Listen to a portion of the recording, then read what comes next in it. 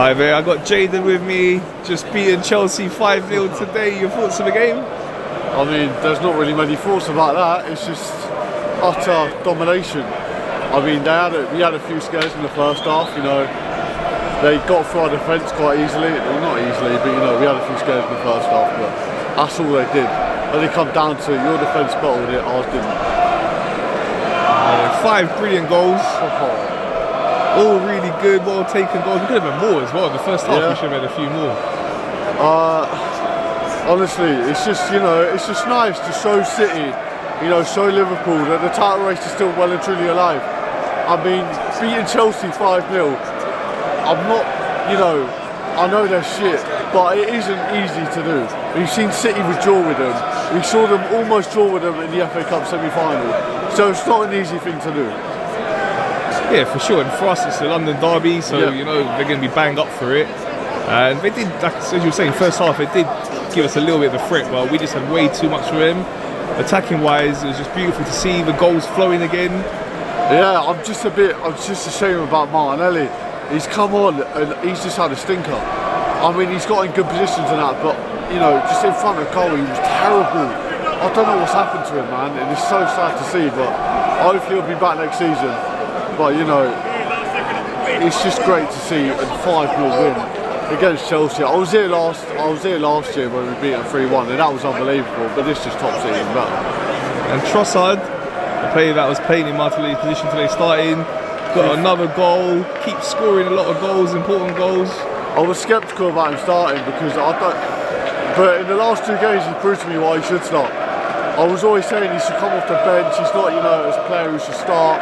You know, he impacts on the bench, but the last 2 games he started and he scored twice today, so he is making me shut my mouth. Yeah, and Ben White got a couple of goals today. Mate.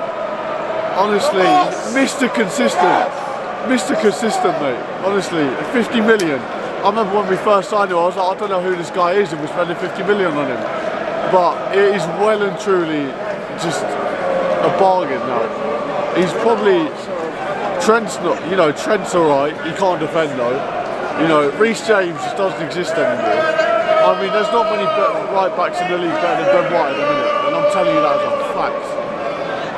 And Kai Havertz, we've got that song for him, about 60 million. I remember before the game I was saying it'd just be poetry in motion if Kai Havertz scores again. And he's just bagged the brace against them. Honestly, I don't see, unless we got 6, that's the only thing that could have topped this. But honestly, Kai Havertz bagging 2, Ben White bagging 2. Leo bagged 1, didn't he? Not 2. It's just class. You can see fireworks going off behind me. But yeah, it's over to City now. You know, they got 2 games in hand on us now. But it's going to make it harder. Hopefully that's got in their heads a bit.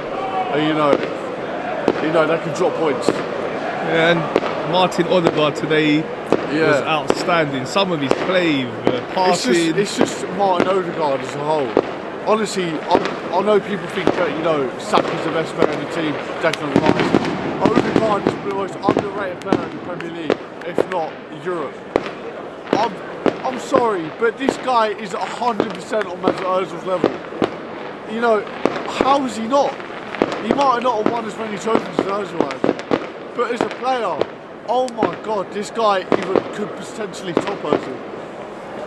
And again, the defence, another clean sheet. It's just standard, mate. It's just standard, mate.